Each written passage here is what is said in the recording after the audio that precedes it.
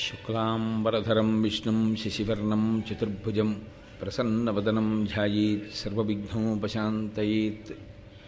గురుర్బ్రహ్మా గురుర్విష్ణుః గురుర్దేవో మహేశ్వరః గురుః సాక్షాత్ పరబ్రహ్మ తస్మై శ్రీగురవై నమః. వ్యాసాయ విష్ణురూపాయ వ్యాసరూపాయ విష్ణవే నమో వై బ్రహ్మనిధయే వాసిష్ఠాయ నమో నమః. కూజంతం రామ రామీతి మధురం మధురాక్షరం ఆరుహ్య కవితాశాఖాం వందే వాల్మీకికోకిలం. శ్రుతిస్మృతిపురాణానాం ఆలయం కరుణాలయం నమామి భగవత్పాదశంకరం లోకశంకరం. వాగర్ధావివ సంపృక్తౌ వాగర్ధప్రతిపత్తయే జగతః పితరౌ వందే పార్వతీపరమేశ్వరౌ. సూక్తిం సమగ్రయతున స్వయమైవ లక్ష్మీః శ్రీరంగరాజమహిషీమధురైః కటాక్షైః. వైదగ్ధ్యవర్ణగుణగుంభనగౌరవైర్యాం కండూలకర్ణకుహరాः కవయోధయంతి. హైమోర్ధ్వపుండ్రమజహన్మకుటం సునాసం మందస్మితం మకరకుండలచారుగండం బింబాధరం బహుళదీర్ఘకృపాకటాక్షం శ్రీవేంకటేశముఖమాత్మని సన్నిధత్తాం. విమలపటీ కమలకుటీ పుస్తకరుద్రాక్షశస్తహస్తపుటీ కామాక్షీ పక్ష్మలాక్షీ కలితవిపంచీ విభాసి వైరించీ. మనోజవం మరుతతుల్యవేగం జితేంద్రియం బుద్ధిమతాం వరిష్టం వాతాత్మజం వనరయూధముఖ్యం శ్రీరామదూతం శిరసా నమామి. ఆపదామపహర్తారం దాతారం సర్వసంపదాం లోకాభిరామం శ్రీరామం భూయో భూయో నమామ్యహం. నారాయణం నమస్కృత్య నరం చైవ నరోత్తమం దేవీం సరస్వతీం వ్యాసం తతో జయముదీరయేత్. హరి ఓం. పరమేశ్వర స్వరూపైన సభకి నమస్కారం.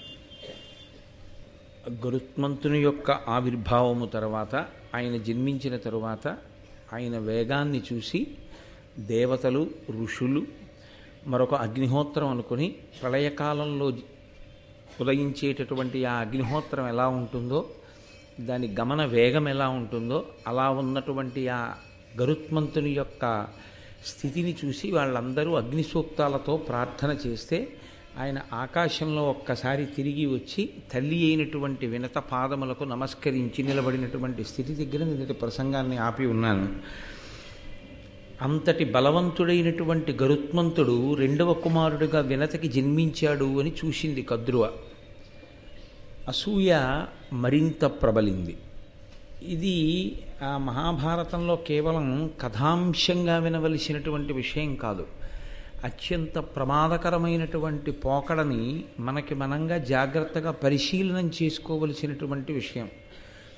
నా శరీరంలో పుట్టిన పుండే కదా అని పుండుని చక్కగా పోషించి పెద్ద చేస్తే దానిలో నుంచి వచ్చేటటువంటి విషం శరీరంలో రక్తమంతటా ప్రవహించి చిట్ట చివరికి ఆ శరీరాన్ని ఎలా పడగొట్టేస్తుందో అలా అసూయ కూడా ప్రమాదాన్ని తీసుకొస్తుంది.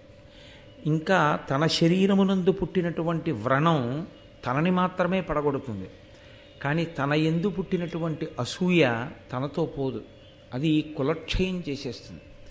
మొత్తం కుటుంబమే నశించిపోతుంది దానివల్ల. ఒక్కొక్కసారి చాలా భయంకరమైనటువంటి ఉపద్రవమే వస్తుంది. అందుకేనేమో అసలు ఈ గరుడోత్పత్తి యందు చాలా చమత్కారమైన విషయాన్ని ఒకదాన్ని ఆవిష్కరించారు వ్యాసభగవానుడు.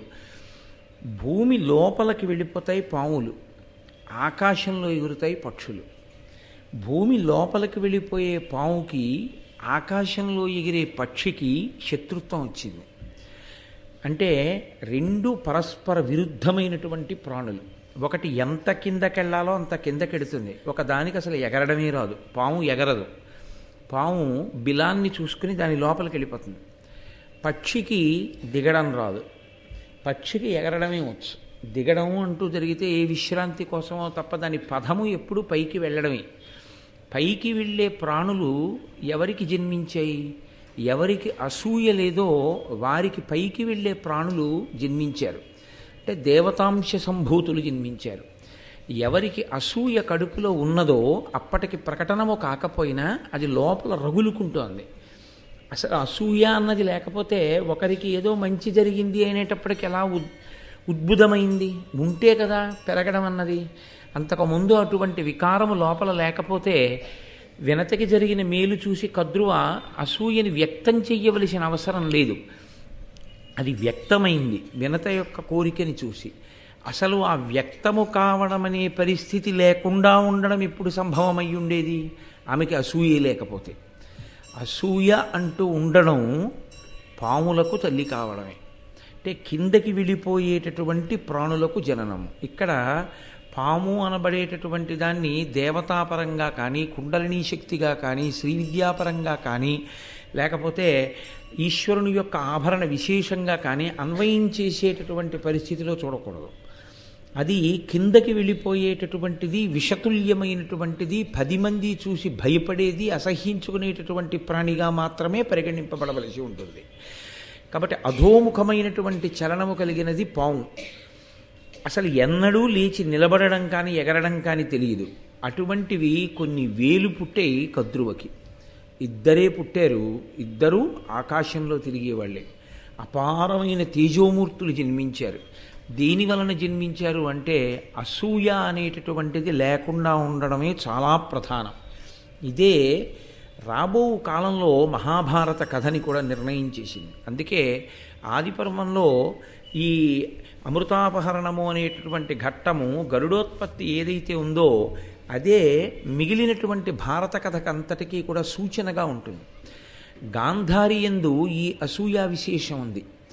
ఈ అసూయా విశేషం ఉన్నటువంటి గాంధారికి పుట్టిన వాళ్ళు 9. ఈ అసూయ లేని కుంతి మాద్రికి పుట్టిన వాళ్ళు 5. వాళ్ళ 5 దేవతాంశ సంభూతులు. వీళ్ళు 9 కలిపురుషునికి సంబంధించినటువంటి ప్రకోపాలు. అందుకే ఆ 5 మీద వాళ్ళు ఎప్పుడూ అసూయతోటే జీవించారు. ఆ 5 అసూయని పోగొట్టే ప్రయత్నం ఎన్నడూ చెయ్యలేదు ధృతరాష్ట్రుడు, ఎన్నడూ చెయ్యలేదు గాంధారి. త్రికరణ శుద్ధిగా చెయ్యలేదు. చెయ్యనటువంటి కారణం చేతనే మీకు ఎదరెదర మహాభారతంలో ధృతరాష్ట్రుని యొక్క జీవన స్థితి ఎలా ఉంటుంది అన్నది మీకు అర్థమవుతుంది. అదే కట్టి కుడిపేసింది. 9 కొడుకులున్న గాంధారికి చిట్ట చివర ఒక్క కుమారుడు కూడా మిగలలేదు. 5 కుమారులు ఉన్నటువంటి పాండురాజుకి 5 కుమారులు మిగిలారు. ఎక్కడ ధర్మం ఉంటుందో, ఎక్కడ అసూయ లేకుండా ఉంటుందో అక్కడ దేవతాశక్తులు నిలబడతాయి. మనిషి జీవితంలో అత్యంత ప్రధానంగా పరిశీలించుకోవలసినటువంటి విశేషం ఏదైనా ఉంటే అసూయే. ఎందుకో తెలుసా అండి? మీరు ప్రయత్నపూర్వకంగా పరిశీలనం కోసమని చెప్పి ప్రయత్నం చెయ్యవలసింది మహాభారత కథని అధ్యయనం చేయడం చేత, శ్రవణం చేయడం చేత అసూయాది గుణములను తొలగుతోసుకోవడానికి చేసే ప్రయత్నం. అసూయని పొంది ఉండడానికి ఎక్కడ శిక్షణ పొందక్కర్లేదు. అసూయని పొంది ఉండడానికి పుస్తకాలు ఏమీ చదువుకోక్కర్లేదు. అసూయని కలిగి ఉండడానికి గురువుగారి పాదములు పట్టుకోవలసిన అవసరం ఏమి ఉండదు. అది తనంత తానుగా ప్రబలుతుంది. అందున మీరు చూడండి, చాలా చిన్నతనంలో ప్రారంభమైపోతుంది కొంతమందికి. ఇది జీవుడు ఎప్పటి నుంచో కోట్ల జన్మలుగా తెచ్చుకుంటున్నటువంటి లక్షణం. ఇది ఎంతవరకు వెళ్ళిపోతుందంటే తన అన్నదమ్ముల్ని, తన అక్క చెల్లెళ్ళని, తన తల్లిదండ్రుల్ని, తన భార్యని ఎవరిని సమాజంలో అతను ఆదరంతో చూడలేడు. అతను ఎవరిని గౌరవించలేడు. కారణం ఒక్కటే. మీరు అందుకే చూడండి, కొంతమంది మాట్లాడేటప్పుడు మీరు ఎంతటి మహాత్ముల గురించి మాట్లాడండి, వాడా అంటాడంతే, ఏకవచన ప్రయోగం చేసేస్తారు. అసలు గౌరవవాచకమైనటువంటి సంబోధన చెయ్యడానికి తగిన వ్యక్తి అన్నవాళ్ళు వాళ్ళ జీవితంలో ఉండరు. అది అవతల వారికి లోపం కాదు. మీరు ఒక మహాత్ముణ్ణి గారు అని పెట్టి సంబోధించలేదనుకోండి, ఆయనకు వచ్చే ఉపద్రవం ఏముంటుంది? ఆయనవి కోరుకున్నవారు కారు, అవన్నీ పరిత్యజించి నిలబడిన మహాపురుషుడైన. కానీ ఆయనని గౌరవించడం చేత మనం ఎదుగుతాం. అంటే మనలో ఒక సంస్కారం ఉన్నది అని గుర్తు. అందుకే పూజ చేశాడు అంటే శాస్త్రం ఎందుకు గౌరవిస్తుందో తెలుసా అండి? మీ శక్తికి కారణమైన వాణ్ణి ఒకణ్ణి మీరు గుర్తించి ఆరాధించడం చేత మీలో సుగుణములు ఉన్నాయి అని గుర్తు. మీరు ఈశ్వరుణ్ణి పూజ చేశారు అనుకోండి, ఈశ్వరుణ్ణి పూజ చేస్తే ఈశ్వరుడు ప్రీతి చెందుతాడన్నది కాదు అసలు యథార్థానికి సిద్ధాంతం. ఎవడు పూజ చేశాడో వాడు పూజనీయుడవుతున్నాడు అని గుర్తు.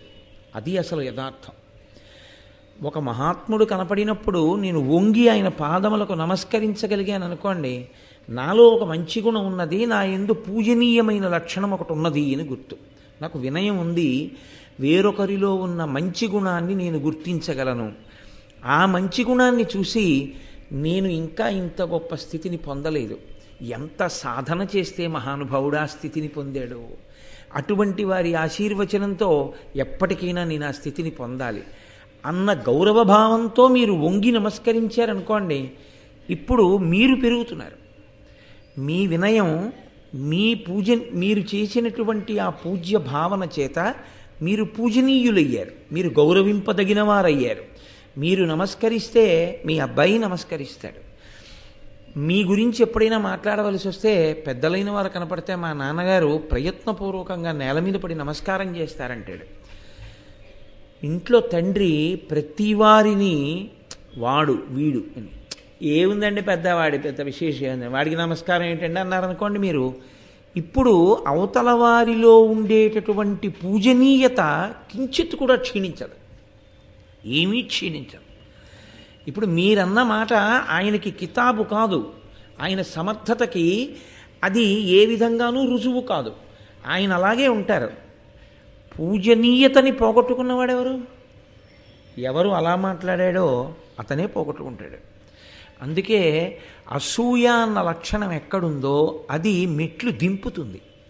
మీరు ఎప్పుడూ ఒక్కటే జ్ఞాపకం పెట్టుకోవాల్సింది, నిచ్చెన అనబడేటటువంటి వస్తువు ఒక్కటే, కానీ ఎక్కడానికి అదే కారణం, దిగడానికి అదే కారణం.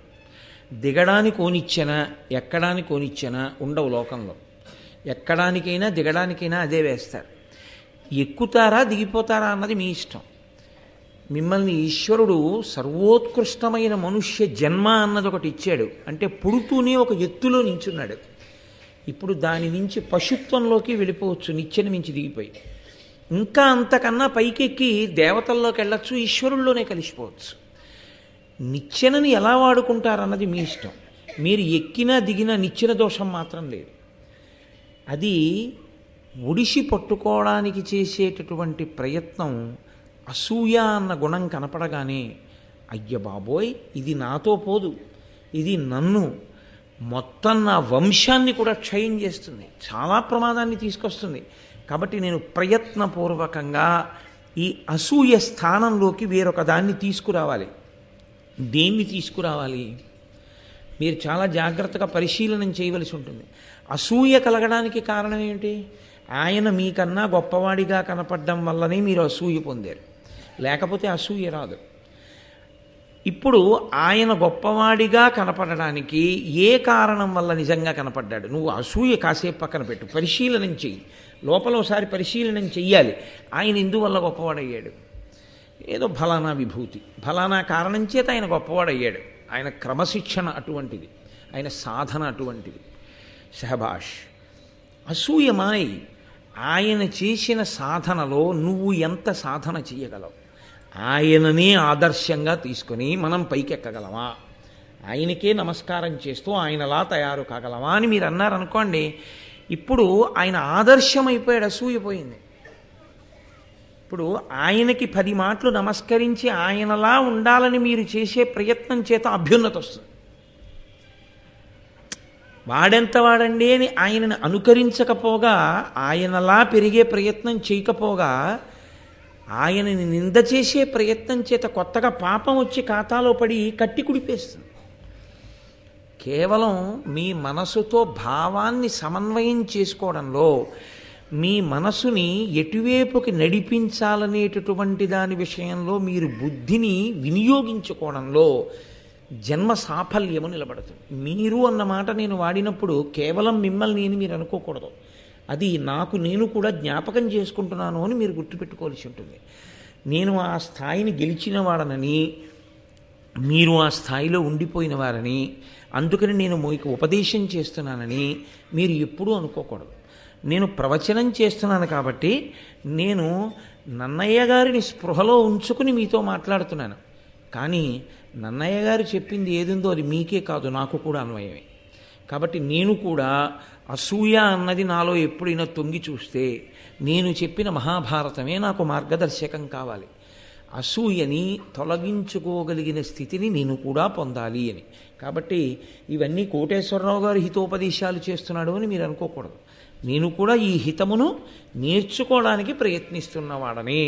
కాకపోతే భారతం చెప్తున్నాను కాబట్టి నన్ను ఇక్కడ కూర్చోపెట్టారు, మరింత వినయంతో వింటున్నారు కాబట్టి మీరు అలా కూర్చున్నారు, అదొక్కటే తేడా అంతే. కాబట్టి ఇప్పుడు అటువంటి కుమారుడు జన్మించాడు, ఆమె పరిశీలనం చేసుకోవచ్చు, ఇప్పుడైనా పరిశీలనం చేయొచ్చు. ఏమిటి నేను సాధించింది? ఇంత గొప్ప కుమారుడు జన్మించిన కారణం చేత ఎప్పటికైనా దాస్యమన్నది విడిపోతే, దాస్యము అన్నది శాశ్వత లక్షణం కాదు కదండి.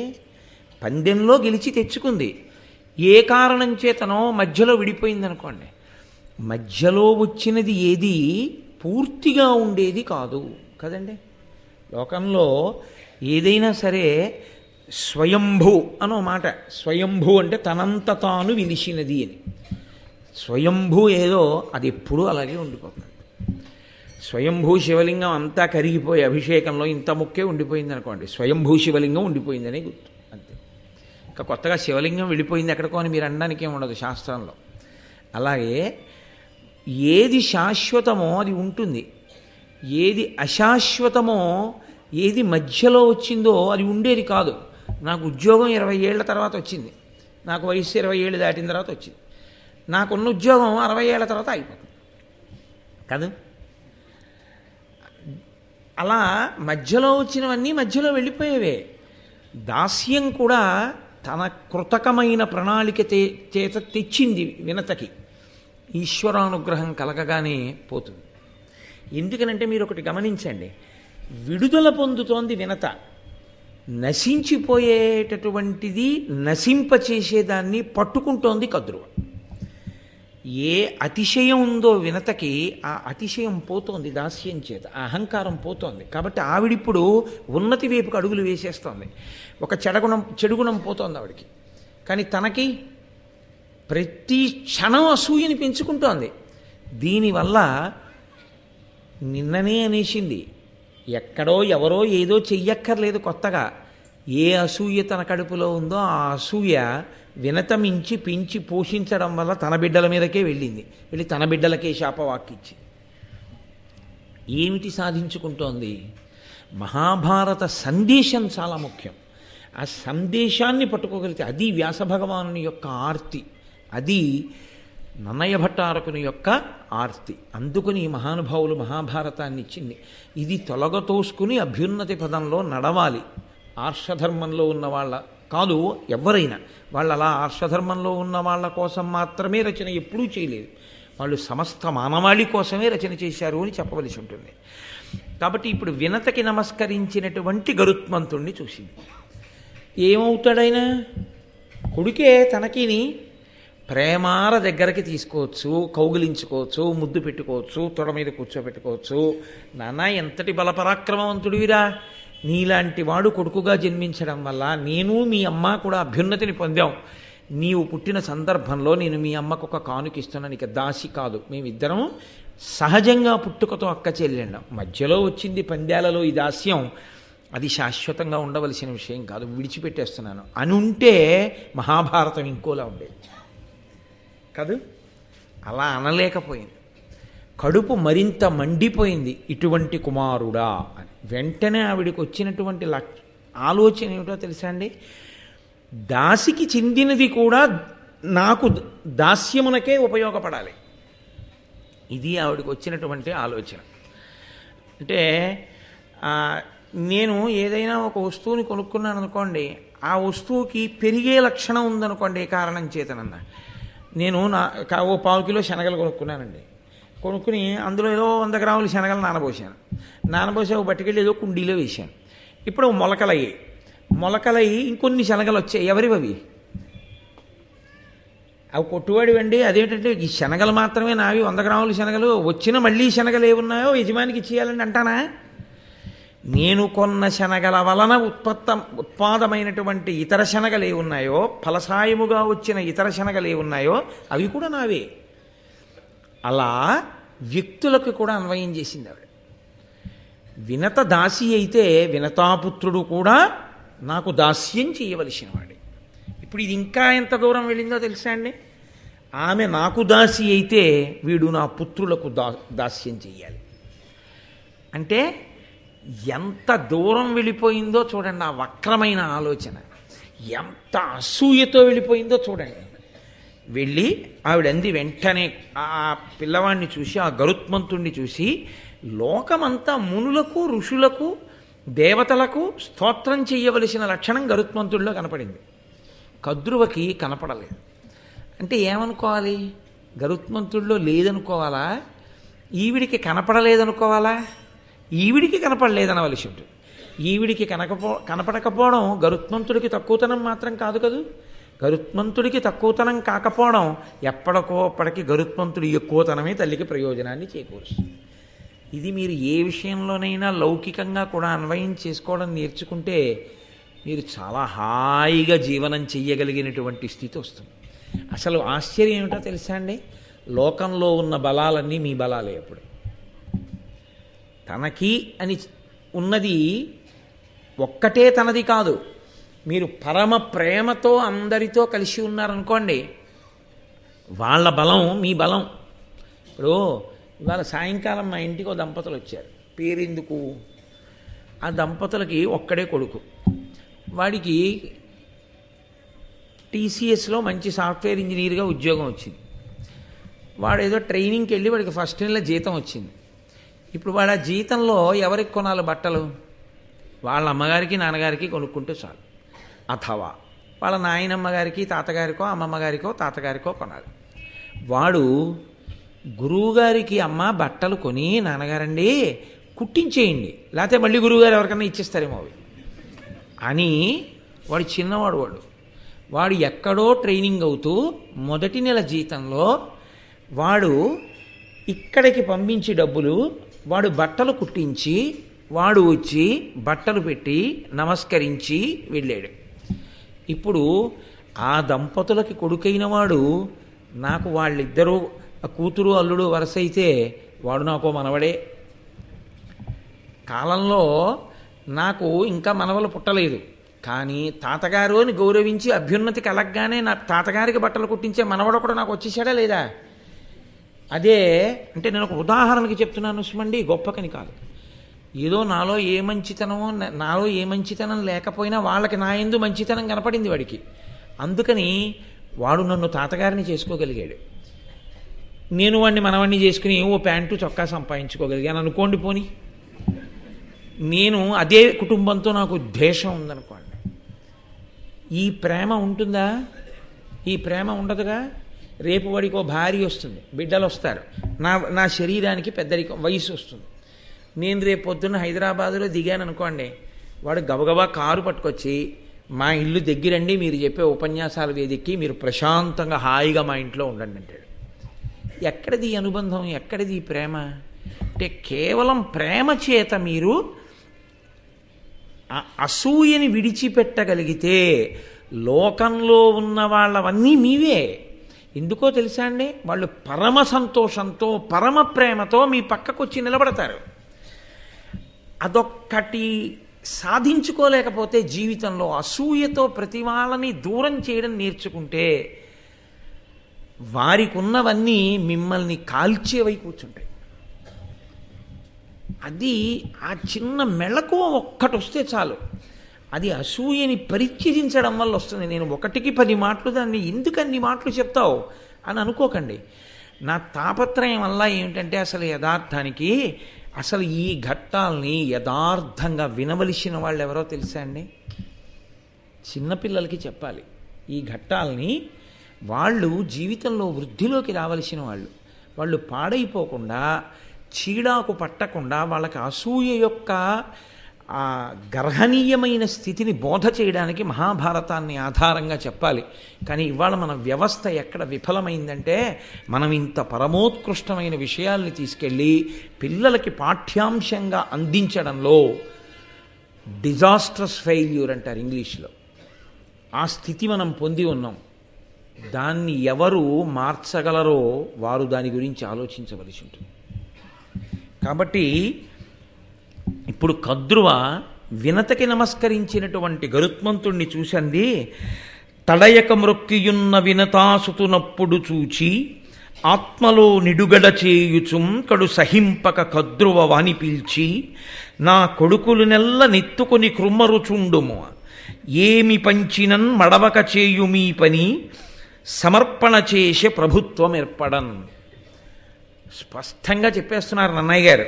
ఆయన అంటున్నారు, కడు సహింపక, ఆ గరుత్మంతుని యొక్క వైభవాన్ని జీర్ణం చేసుకోలేక ఇంకో మంచి పనివాడు దొరికాడు అని అనుకుని ఆవిడంది, తడయక మ్రొక్కియున్న వినతాసుతునప్పుడు చూచి, అమ్మకి నమస్కారం చేస్తున్నాడు, అప్పుడే పుట్టాడు ఆయన, ఇంకా ఆయనకి లోకం తెలియదు అని అనుకోవలసి ఉంటుంది. కానీ కారణజన్ముడు కాబట్టి ఆ స్థితిని పొందాడు. ఆ పిల్లవాడిని పిలిచింది, ఆత్మలో నిడుగడ చేయుచుంకడు సహింపక కద్రువ వాని పిలిచి నా కొడుకుల నెల్ల నెత్తుకొని కృమ్మరచుండమా. ఇది ఒక్కొక్క రకంగా చాలా బాధగానే ఉంటుంది. ఆవిడికి పాపం పసిపిల్లాడు ఉంటాడు. ఇంటి పని పిల్ల అయితే, ఇంటి పని మనిషి అయితే ఆవిడికి పిల్లలు ఉండరండి. వాడు అమ్మ ఎప్పుడు వస్తుంది, పాలు ఎప్పుడు వస్తుందని ఇస్తుందని వాడు ఏడుస్తుంటాడు. పిల్లాడితో చేసుకోలేకపోతున్నాను, కొంచెం బట్టలు ఉతికెళ్ళిపోని యజమానురాలంటుంది. ఏమి తన పిల్లవాడు ఎలాంటి వాడో ఆవిడ పిల్లవాడు అలాంటి వాడు కాడు, పోన్లేవే సాయంకాలం ఇప్పుడు నీకు ఓపిక ఉన్నప్పుడు చేసి పెట్టు, లేకపోతే ఈ ఒక్క 6 నెలలు నీకు నాకు కూడా ఈ స్థితి నుంచి బయటకు వచ్చే వరకు ఇంకొకరిని కూడా పెట్టుకుంటాను అని అనలేని తన కళ్ళజోడులో అవతల వారి కష్టాలని చూడలేకపోవడం. అది అప్పుడేమి, అప్పుడు ఇప్పుడు ఎప్పుడూ కనపడుతుంది. కాబట్టి కద్రువంది, నా పిల్లల్ని నీ వీపు మీద ఎత్తుకుని ఆడిస్తూ ఉండు, అలా తిప్పుతూ ఉండు ఆకాశం. ఏమిటి ఆవిడ బాధ? అంత వేగంగా తిరగలవు కదూ, నీ బలం ఎందుకు పనికి రావాలంటే నా పిల్లల్ని ఆడించడానికి పనికి రావాలి అంతే, అంతకన్నా ఇంకెందుకో పనికి రాకూడదు సుమా. అది అన్నమాట తాపత్రయం. చూడండి, బాగా తెలివైన వాడిని చదువుకోకుండా చేయడం ఇలాంటివి ఎలా ఉంటాయో ఈ పనులు కూడా అలాగే ఉంటాయి. ఇంతకన్నా పైశాచికత్వం ఏముంటుందండి లోకంలో? అసూయ అన్నది పెరిగితే ఎంత పైశాచికత్వం వైపుకి వెళ్ళిపోతుందో చూడండి. అని ఏమి పంచినన్మడవక చేయుము ఈ పని. నువ్వు పిల్లల్ని మోసి తిప్పి తీసుకొచ్చి అక్కడ వదిలేసి నువ్వు వేరే పని మీద వెళ్ళిపోతావేమో. ఏమో ఇంత బలం ఉన్నవాడు ఏ వేదమో చదువుకోవడానికి బయలుదేరితే, దీంతో పాటు ఏ అస్త్ర విద్య నేర్చుకుంటే, అది ఆవిడ భయం. వాళ్ళని అలా తిప్పి తీసుకొచ్చి కూర్చోపెట్టి నువ్వు వెళ్ళిపోవడం కాదు, 1000 మంది పిల్లలు ఎవరు ఏ పని చెప్పినా నోరెత్తకుండా చేస్తుండు. 1000 మంది అన్నాక వాళ్ళ కోరికలు తక్కువ ఉంటాయా?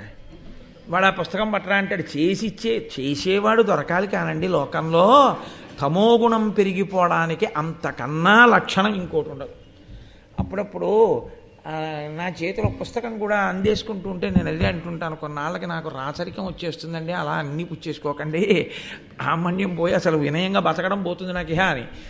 అది ఇంకోటి చేసేవాడు మీకు దొరకాలి, కానీ అడుగడుగునా మీకు చేసి పెడుతున్నారు అనుకోండి, కుర్చీలోంచి లేచి కదిలి వస్తువు తీసుకోవడం కూడా మీ స్థితికి తక్కువతనంగా మీకు అనిపిస్తుంది కాదు. ఆ స్థితిని గెలవగలిగిన వాడైతే 10 మందికి పనికొచ్చేవాడు తప్ప, ఇది నేను చేయడమా అనుకున్నవాడు దేనికి పనికొస్తాడు? సేవ చేయడానికి. మహాత్ములు ఆ కోణంలో ఆలోచించారు.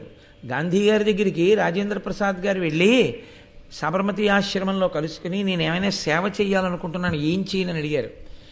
ప్యాట్ కేమ్ ది రిప్లై అంటారు. అలా గాంధీ గారు వెంటనే రాజేంద్ర ప్రసాద్ గారికి అప్పచెప్పిన పని ఏమిటో తెలుసా అండి? ఆశ్రమంలో కుష్ఠరోగులు ఉన్నారు, కుష్ఠరోగులకి పాయిఖానా ఉంది. ఆ రోజుల్లో ఇప్పుడున్నటువంటి వ్యవస్థ కాదు.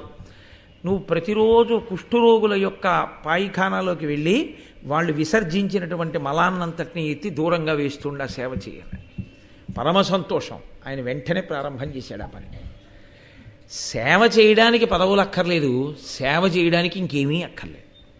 సేవ చెయ్యాలన్న తలంపు నీకుంటే చాలు. సేవ చేయడానికి టికెట్లు కొనుక్కోక్కర్లేదు, ఆర్జిత సేవలన్న పేరే అక్కర్లేదు. వెంకటాచలం వెళ్ళి సేవ చేయడానికి డబ్బులు ఉండాలా?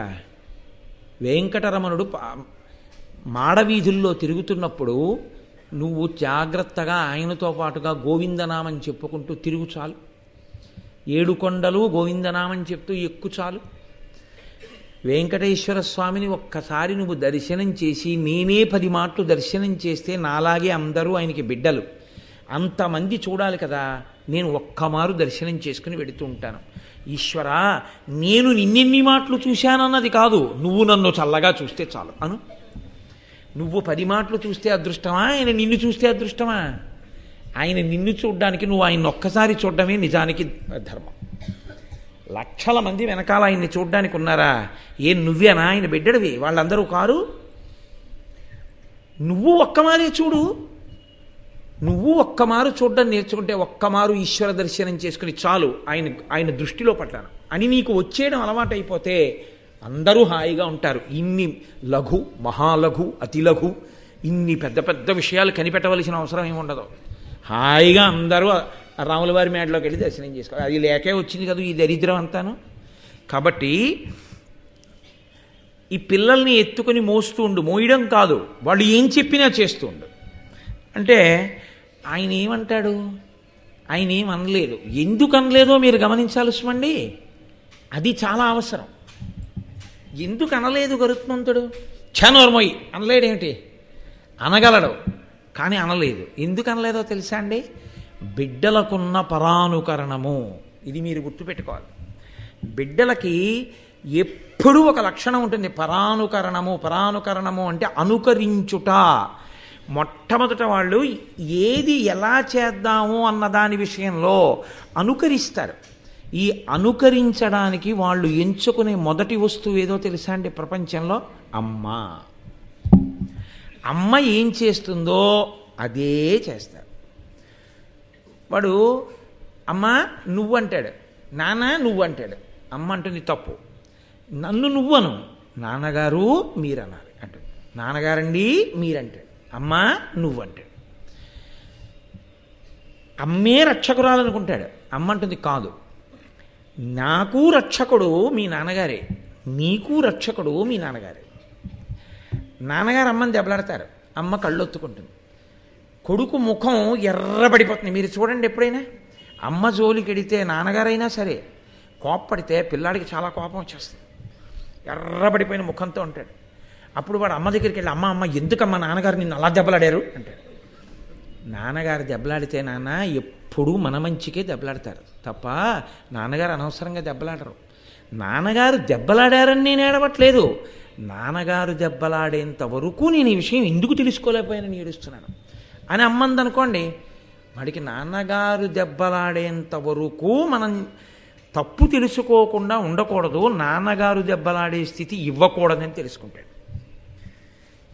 ఈనాడు సుఖపడ్డానరా, మీ తాత తీసుకెళ్ళి ఆయన చేతిలో పెట్టాడు, పెళ్ళి అయినప్పటి నుంచి ఇంతే, నువ్వైనా నన్ను గట్టెక్కించాలి నాన్న అందనుకోండి, వాడికి ఏమర్థం అవుతుందంటే ఈ నాన్న శత్రువు అని అర్థం అవుతుంది. నేను యథార్థం మనకి చేస్తున్నాను.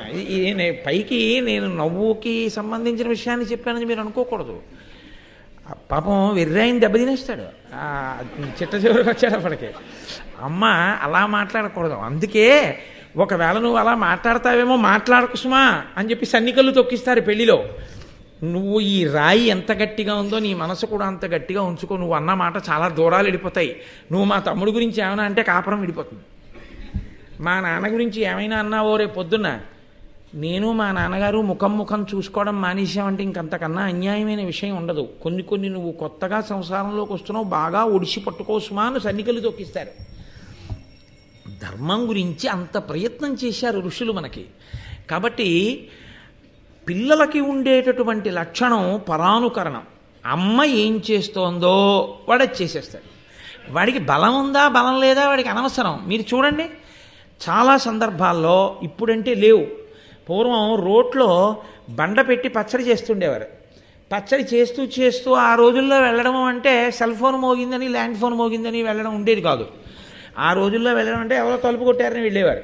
తలుపు కొట్టారని వెళితే ఈ పిల్లాడు బుడిబుడి నడకలతో వచ్చి వాడు రోటిని ఇలా ఓ చేత్తో పట్టుకుని ఓ చేత్తో ఆ బండ వీడికి అందదు. ఆ బండ పట్టుకుని ఏదో దంపేసే ప్రయత్నం చేసి ఆ పచ్చిమిరపకాయ ముక్క కళ్ళల్లో పడిపోయి బేరమని ఏడ్చేవాడు. అమ్మ దంచుతోంది, వీడు దంచుతాడు. అమ్మ ఏం చేస్తుందో వాడు చూసి అదే చేసే ప్రయత్నం చేస్తాడు. ఆ విషయంలో వాడి సమర్థత అసమర్థత మరిచిపోతాడు. అమ్మ చెప్తుంది ఇది నువ్వు చేయకూడదు, తప్పు నాన్న, నువ్వు అలా చేయకూడదు, దాని జోలికి వెళ్ళకూడదు. అందుకే అమ్మ దైవం అండి. అమ్మ లేకపోతే, అమ్మ అన్న శబ్దం లోకంలో లేకపోతే ఈ సృష్టి ఆగిపోతుంది వెంటనే. ప్రతి క్షణం దిద్దుతుంది అమ్మ. అలా చెప్పగా చెప్పగా చెప్పగా చెప్పగా వాడు పరిణితి పొందుతాడు. అలా గరుత్మంతుడికి శక్తి లేదా అండి? మరి ఎందుకండి కద్రువు చెప్తే నేనెందుకు చేస్తానని ఎందుకు అడగలేదు? వినత అడగదు. వినత ఆవిడ్ని చూడగానే ఇలా నిలబడింది. ఓ, అమ్మలా నిలబడింది, అమ్మలా చేస్తోంది అంటే మనం కూడా అలాగే చెయ్యాలన్నమాట, అంతే. ఇందులో నన్నయ్య గారు, వ్యాస భగవానుడు ఎంత దాచారో మీరు అర్థం చేసుకోండి. ఇవన్నీ చెప్పారా అండి నన్నయ్య గారిని మీరు నన్ను అడగకూడదు. చెప్పారు. ఎక్కడ చెప్పారు? చెప్పకుండా చెప్పారు. ఒక్కొక్కసారి చెప్పకుండా ఉన్న భాగం కూడా చెప్పిన భాగమే. ఎందుకో తెలుసా అండి? నేను ఇప్పుడు వాక్య నిర్మాణం చేసి మీతో మాట్లాడుతున్నప్పుడు నా ఊపిరి అయిపోయే వరకు వాక్య నిర్మాణం చేసి మళ్ళీ ఊపిరి కొరకు ఊపిరి తీసుకునేటప్పుడు మధ్యలో ఒకసారి ఆగుతాను. ఇదిగో ఇప్పుడు ఆగలా, మళ్ళీ ఊపిరి తీసుకుని వాక్య నిర్మాణం చేస్తాను. కోటేశ్వరరావు గారు చెప్పిన ఉపన్యాసం అనగా ఆ మధ్యలో ఉన్న ఖాళీలు తీసివేయవలను అంటారండి మీరు. ఇదంతా కూడా ఉపన్యాసమే కాదు. అలాగే అమ్మని అనుకరించుట అన్న మాట గురించి నన్నయ్య గారు ఎక్కడ చెప్పారండి అనకూడదు. అంత బలం ఉన్నవాడు కద్రువు చెప్తే చేశాడు అంటే వినత చేసింది కాబట్టి చేశాడు. అంత బలాన్ని మరిచిపోయేటట్టుగా ఎందుకు చేశాడు అంటే అమ్మయే ప్రధానమైన అనుకరణకి ఆదర్శంగా స్వీకరింపబడింది కాబట్టి. లోకంలో ఉన్న తల్లులందరికీ పరాకు చెప్తున్నారు నన్నయ్య గారు. లోకంలో తల్లులందరికీ పరాకు చెప్తున్నారు వ్యాస భగవానుడు. ఈ సమాజంలో ఉత్తమ పుత్రుడు తయారవుతున్నాడు అంటే కారణం తల్లియే. అందుకే గర్భాలయమే అది, ఆలయం అది. ఆమె వలన తయారవుతాడు మహాపురుషుడు. తయారవ్వాలంటే ఆవిడ వలనే. తల్లి అన్న ఒక్క మాట ఎంతంత దూరమో వెళ్ళిపోయి మహాపురుషులు తయారయ్యారు. శివాజీకి చిన్నతనంలో నేర్పింది తల్లి. ధర్మము, సనాతన ధర్మము అన్న మాట మీద గౌరవం నేర్పింది. స్త్రీ అంటే ఏమిటో గౌరవం నేర్పింది. తరువాతి కాలంలో శివాజీ మహమ్మదీయ స్త్రీలు తనకి ఖైదీలుగా దొరికితే పరమ పవిత్రంగా వాళ్ళని వెంటనే పరదాలతో మూసేసిన పల్లకీలలో కూర్చోబెట్టి శత్రువులకు అప్పచెప్పేశాడు తప్ప కనీసం కన్నెత్తి కూడా ఎన్నడూ పరస్త్రీని చూడలేదు. ఎక్కడి నుంచి వచ్చింది శివాజీకి ఆ శక్తి? తల్లి బోధలోంచి వచ్చింది. అమ్మ చిన్నతనంలో చెప్పినటువంటి మాట ఏదుందో అదే పిల్లవాడిని తరువాతి కాలంలో తీర్చిదిద్దుతుంది. వాడి సమర్థత మర్చిపోయినా అక్కడే, వాడిలో లేని సమర్థత ఉత్పన్నమైన అక్కడే వస్తుంది. అసలు సంస్కారం అనేటటువంటిదంతా అక్కడే ప్రారంభమవుతుంది. కాబట్టి అంత గొప్ప విషయాన్ని ప్రతిపాదన చేస్తున్నారు. ఇప్పుడు గరుత్మంతుడు ఆపన్నగ ముఖ్యుల తన వీపున పెట్టుకొని పరచి విపినములు మహాద్వీపములు గిరులు అఖిల దిశాపాలపురములు చూపే చనవరలకు. ఈ పావులన్నింటినీ వీపు మీద ఎక్కించుకునేవాడు. ఆయనకి 1000 పావులు లెక్క. ఈ 1000 పావుల్ని వీపు మీద ఎక్కించుకుని రండి మిమ్మల్ని అలా తిప్పుకొస్తాననేవాడు. ఈ తిప్పు రావడం అనేటటువంటి మాట ఉంది చూశారు, ఇదో చాలా చమత్కారమైన మాట వస్తుందండి.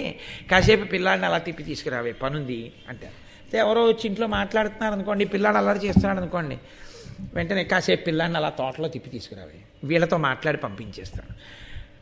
ఈ దిక్కుమాల తిప్పి తీసుకురావడం, ఈ దిక్కుమాల తిరగడం అన్న అలవాటు ఉండి చూశారు. ఇది పనున్నా లేకపోయినా రోడ్ల మీద తిరగడం అలవాటు అవ్వడం వల్ల ఇన్ని ప్రమాదాలు. అసలు నిజంగా అంత తిరగడానికి సమయం ఎక్కడుందండి? ఎంత వాంగ్మయం, ఎంత సాహిత్యం, ఎన్ని పుస్తకాలు, ఎంత చదువు. ఇన్ని పుస్తకాలు చదివినా, ఎన్ని విన్నా, ఎన్ని చూస్తున్నా అబ్బా ఏమీ ఆనందం, ఎంత సంతోషం అనుకున్ననాడు వెళ్ళరా ఫలానా చోటికన్నా కూడా ఎందుకండి అనవసరంగా తిరుగుడు, వద్దండి కూర్చుని చదువుకుంటాను కాసేపు అంటాడు. అసలు కూర్చుని చదువుకోవడం అనేటటువంటి అలవాటు ఎప్పుడు పోయిందో అప్పుడే ఈ ప్రారంధ కర్మ అంతా వచ్చింది. ఈ చదువు అన్న శబ్దం బోర్ కొట్టేస్తోందండి. How to kill the time అంటాడు. You need not kill the time, time kills you and day comes. మనం టైంని కిల్ చేసేది ఏంటి? టైమే కిల్ చేస్తుంది. కిల్ చేయగలిగిందే టైము. అక్కర్లేని మాటలన్నీ వచ్చేస్తాయి దాంట్లోంచి.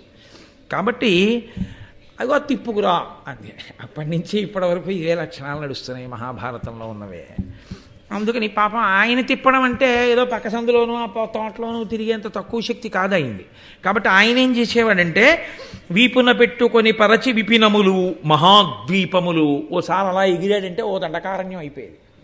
అక్కడి నుంచి 4 కులపర్వతాల మీదకి దీపాల మీదకి వెళ్ళిపోయేవాడు. గిరులు పెద్ద పెద్ద కొండలు చూపించేసేవాడు. అక్కడి నుంచి దిశాపాలపురములు దిక్పాలకుల యొక్క పురాలు అంటే 8 దిక్కుల చివరలకి తీసుకెళ్ళి ఆ దిక్పాలకుల యొక్క పురాలు చూపించి తీసుకొచ్చేస్తుండేవాడు. శివరాత్రి నాడు 5 యాత్రలు 5 క్షేత్రాలు చూపించేస్తామనేది ఉంటుంటుంది చూసారా ప్యాకేజ్. అలా ఇవాళ మిమ్మల్ని నైరుతి దిక్కుకి తీసుకెళ్ళి అక్కడ స్థావరం చూపిస్తానని ఓ అరగంటలో అలా వెళ్ళి, అరగంట అంటే తప్పే ఆయనకి, ఒక క్షణంలో 1,00,000 యోజనముల దూరాన్ని క్షణంలో వెళ్ళాడు ఆయన. అలా వెళ్ళి ఇలా వచ్చేసేవాడు. ఆ పిల్లలందరికీ గరుత్మంతుడు అన్నగారిగా లేదా గరుత్మంతుడు తమ్ముడిగా లభించడం వల్ల వచ్చిన అదృష్టం ఏంటంటే వాళ్ళు భూమిని అంతటినీ చూసేశారు. వాళ్ళు అన్ని చోట్ల వాళ్ళు చూడండి ఏం లేదు 5 పైసలు టికెట్ లేకుండా. అంటే ఫ్రీ కన్వీనియన్స్ ఒకటి దొరికింది కదా వాళ్ళకి. అందుకని హాయిగా తిరిగి వస్తున్నారు. ఇంకా పిల్లలకి పాడైపోవడానికి ఇంతకన్నా అదృష్టమైన వస్తువు ఇంకోటి లేదు. వాడికి మీరు అక్రమాలినటువంటివి కొనిచ్చేసి పిల్లాడు ఏడుస్తున్నాడండి మారాం చేస్తున్నాడండి అందుకు కొనిచ్చేసామండి అని 18, 16 ఏళ్ల వాడికో 17 ఏళ్ల వారికో హీరో హోండా ఒకటి కొనిచ్చేస్తే వాడు 90 కిలోమీటర్ల స్పీడ్లో ఇలా భుజాలు ముడుచుకొని స్పాండలైటిస్ పేషెంట్లా వెళ్ళిపోవడానికి అలవాటు పడిపోతే ఏదో ఒకనాడు ఇంటెన్సివ్ కేర్ యూనిట్లో తేలిపోతాడు. పాపం తల్లిదండ్రులే.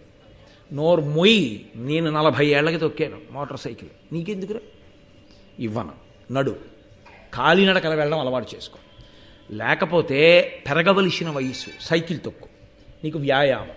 మోటార్ సైకిల్ ఏంటి నీకు ఇవ్వను. నీకు తెలుసా మహాపురుషులు ఈ దేశంలో ఎంత కష్టపడిపోయికొచ్చారో?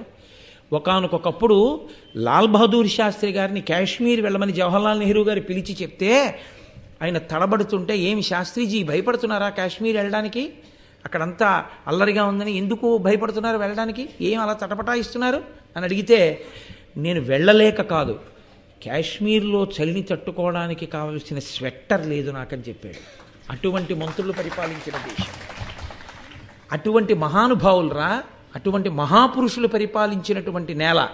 లాల్ బహదూర్ శాస్త్రి గారు ప్రధానమంత్రి చేసిన కాలంలో వాళ్ళ పిల్లలు వీధిలోకి వెళ్ళి బస్ స్టాప్ దగ్గర నిలబడి బస్సులో వెళ్ళి చదువుకున్నారు తప్ప అఫీషియల్ కార్ ఎక్కి ప్రధానమంత్రి కారులో పిల్లలు వెళ్ళి చదువుకోవాలి.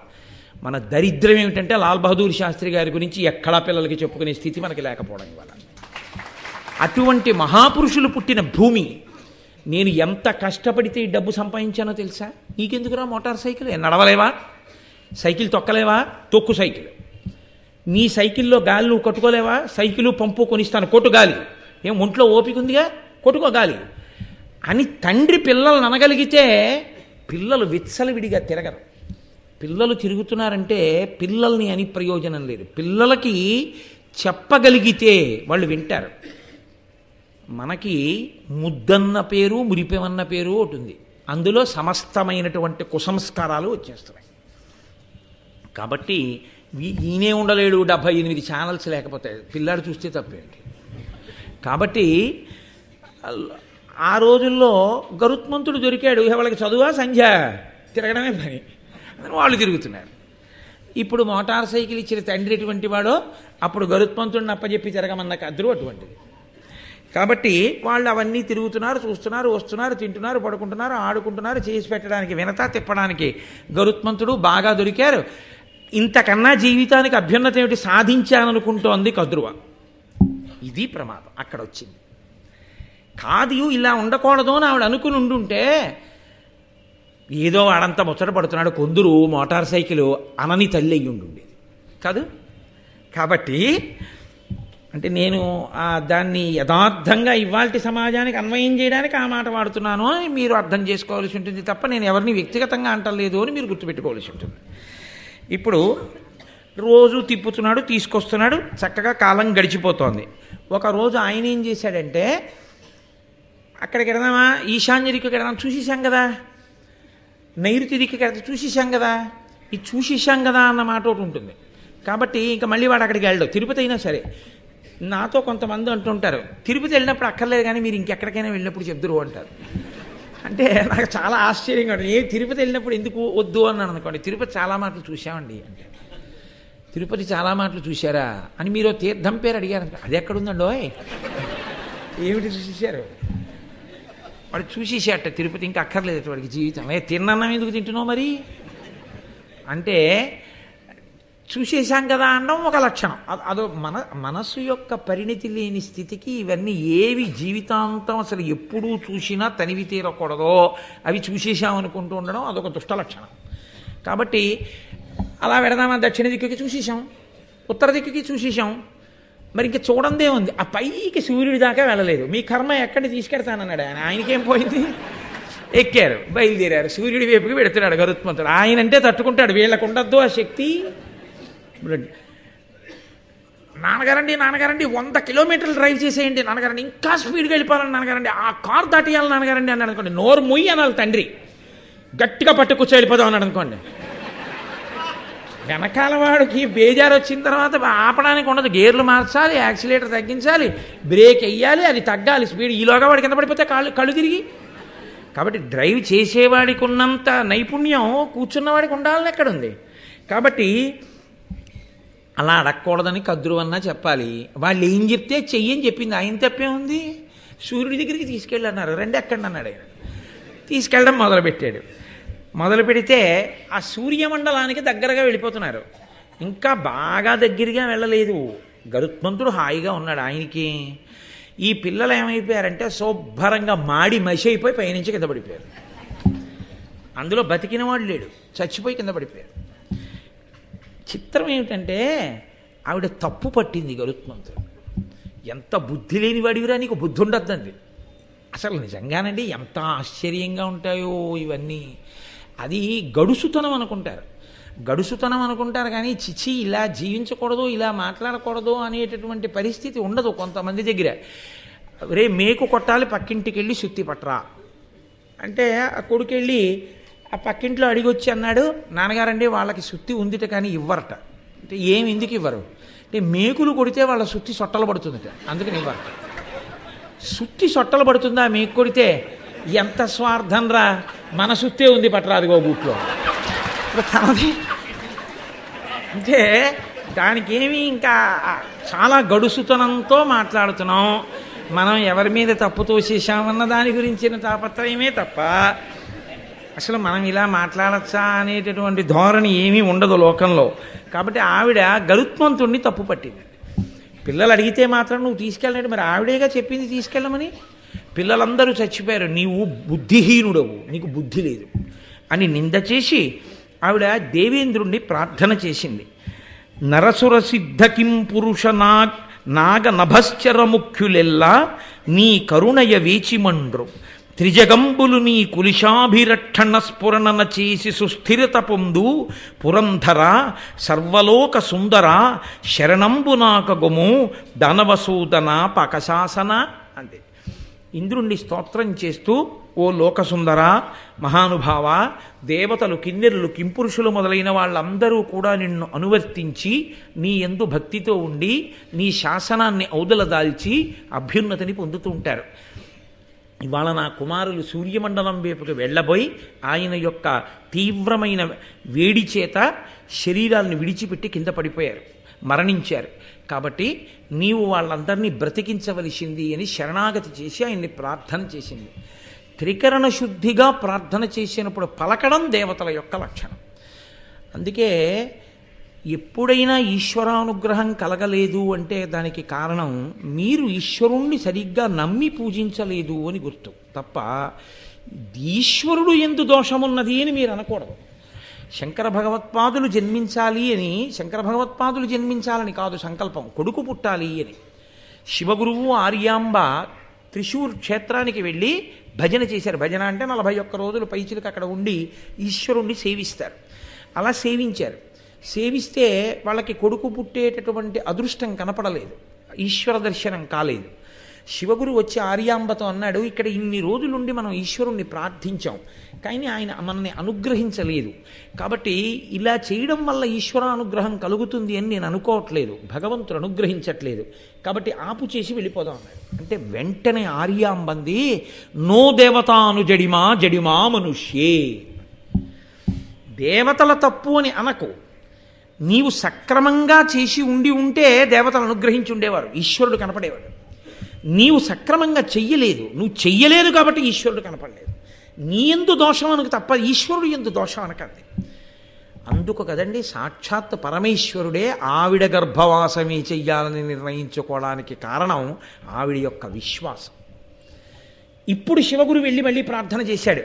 పరమశివుడు సాక్షాత్కరించి, నేనే నీకు కుమారుడిగా పుడుతున్నానని సాక్షాత్ కైలాసవాసి అయిన పరమేశ్వరుడు కాలటివాసి అయినటువంటి శంకర భగవత్పాదులుగా నమ కపర్తినీ చ వ్యుప్త కేశాయ చ, జటాజూటంతో ఉండే పరమేశ్వరుడు, బోడిగుండుతో ఉండే పరమేశ్వరుడుగా ఈ లోకంలో పుట్టి ఆర్యాంబ గర్భవాసం చేసి శంకర భగవత్పాదులుగా పుట్టి భారతదేశం నలుచెరగల పాదచారి అయి సంచరించి అధార్మికమైన వేద ప్రమాణమును తిరస్కరించే వాదనలను ఖండించి వేదాంతర్గతమైనటువంటి అద్వైత సిద్ధాంతము యొక్క ప్రామాణ్యమును స్థిరీకరించి, ఆయన కొత్తగా కనిపెట్టినది కాదు అద్వైతం, అద్వైతం వేదాంతర్గతం, వేదాంతర్గతమైన ప్రామాణికమైన అద్వైత సిద్ధాంతాన్ని రుజువు చేసి మళ్ళీ అవైదికమైనటువంటి మతములు భారతదేశంలో ప్రవేశించకూడదని తూర్పున జగన్నాథులో గోవర్ధన పీఠము, పడమర ద్వారకలో కాళికాపీఠము, ఉత్తరమున బదరికాశ్రమంలో జ్యోతిపీఠము, దక్షిణమున శృంగగిరిలో శారదాపీఠము, 4 వేపులా 4 పీఠములను కాపు పెట్టి ఆ పీఠాలకి పరంపర ఏర్పాటు చేసి ఎక్కడ ఏది ఆమ్నాయం జరగాలో నిర్ణయం చేసి కంచికామకోటి పీఠానికి తాను స్వయంగా ఆధ్యక్షం వహించి పీఠాధిపతి అయి మహానుభావుడు భారతదేశానికి ఇంతగా సనాతన ధర్మ వైభవాన్ని అందించిన శంకర భగవత్పాదుల అవతారంగా పరమేశ్వరుడు భూమండలానికి రావడానికి కారణం ఆనాడు ఆర్యాంబ అన్న ఒక్క మాట, దేవతలది కాదు దోషం నీదే అని అంది కాబట్టి వచ్చింది శంకరాచార్యుల వారి అవతారం. దేవతల మీద నమ్మకం నీకుండి ప్రార్థన చేస్తే దేవతలు పలుకుతారు. అసలు విశ్వాసము నీకు లేకపోతే కలడు కలండనుడు వాడు కలడో లేడో సంశయాత్మ వినశ్యతి. ఆ అనుమానం ఎక్కడుంటుందో ఆ విశ్వాసము లేని చోట ఈశ్వరానుగ్రహము ఉండదు. ఏదో 10 రాళ్లతో పాటు అదో రాయి అనుకున్న వాడికి కాదు ఈశ్వరానుగ్రహం. ఈశ్వరుడు ఉన్నాడు అని నమ్ముకున్నవాడు ఎవడున్నాడో వాడికి ఈశ్వరానుగ్రహం తప్పకుండా ఉంటుంది. ఆనాడు కాదు, ఈనాడు కాదు, ఏనాడు ఉంటుంది. యథార్థంగా జరిగాయండి. ఒంటి నిండా నగలు దిగేసుకుని రైలు లేట్ అయిపోయి తిరువన్నామలలో దిగి ఒక ఆవిడ పెళ్లికెడుతోంది. వెడుతూ ఆటోవాడిని పిలిచి ఫలానా వీధిలో పెళ్లివారింటికి వెళ్ళాలి, తీసుకెళ్ళమని అడిగింది. అడిగితే అలాగేనని ఎక్కించుకుని అతను అరుణాచలం కొండలో ఉన్నటువంటి చెట్లలోకి తీసుకుపోతున్నాడు ఆటో. ఆవిడ బంగారాన్ని ఒలిచి దోచుకుందామని. ఆవిడికి ఏం చెయ్యాలో అర్థం కాలేదు. ఏం చెయ్యాలో అర్థం కాక అరుణగిరి వంక చూసి, ఇది స్థూల శివుడు అంటారు కాబట్టి నేను ఇప్పుడు ఆయన పాదాల దగ్గర నిలబడి ఉన్నాను, నేను పరమేశ్వరుడి పాదముల చెంత నిలబడి ఉండగా వీడు నా బంగారం ఒలవగలడా? ఆవిడ ప్రార్థన చేసింది. శివ, నేను నీ పాదముల దగ్గర నిలబడి ఉన్నాను, వీడు నా ఒంటి మీద చెయ్యేసి బంగారం ముట్టుకోగలడా? నువ్వు నన్ను కాపాడుతున్నావు అందంతే ఆవిడ. ఆవిడ కొండ చూడలేదు, ఈశ్వరుణ్ణి చూసింది అంతే. ఉత్తర క్షణం ఎక్కడి నుంచి వచ్చారో తెలియదు. ఆవిడ మహదైశ్వర్యవంతురాలు, బాగా చదువుకున్నది. ఈలలు వేసుకుంటూ పోలీస్ వ్యాన్ వచ్చి పోలీసులు వచ్చి ఆటో వాడిని పట్టుకున్నారు. పట్టుకుని అరెస్ట్ చేసి తీసుకుపోతుంటే ఆవిడ నెంబర్స్ రాసుకుని నన్ను రక్షించారు కాబట్టి గవర్నమెంట్కి నేను లెటర్ రాస్తానని చెప్పి, ఆవిడ పెద్ద అధికారి భార్య. ఆవిడ మర్నాడు పెళ్ళి అయిపోయిన తర్వాత పోలీస్ స్టేషన్లో ఎంక్వైరీ చేసింది ఆ నెంబర్స్ ఉన్న పోలీస్ కానిస్టేబుల్స్ ఎవరని. పోలీస్ స్టేషన్లో చెప్పారు అసలు ఆ నెంబర్స్ ఉన్న కానిస్టేబుల్స్ లేరు, ఆ నెంబర్స్ లేవు ఇక్కడని చెప్పి. మరి ఎక్కడి నుంచి వచ్చారు? కావ్యకంఠ గణపతి ముని అన్నం కోసం ఏడుస్తుంటే గణపతి గుడి ఇల్లుగా మారి అందులోంచి అన్నపూర్ణమ్మ అన్నం పెట్టి తాంబూలం ఇస్తే తాంబూలాన్ని పక్కన పెట్టుకుని అన్న తమ్ముడు పడుకుని నిద్రపోయారు అరుణాచలంలో. తెల్లవారి నిద్ర లేచేసరికి అది గణపతి దేవాలయం. అమ్మవారు రాత్రి ఇచ్చిన తాంబూలాలు కూడా వాళ్ళ పక్కన పెట్టి ఉన్నాయి. నమ్ముకున్నవాడికి నమ్ముకున్నంత నీకు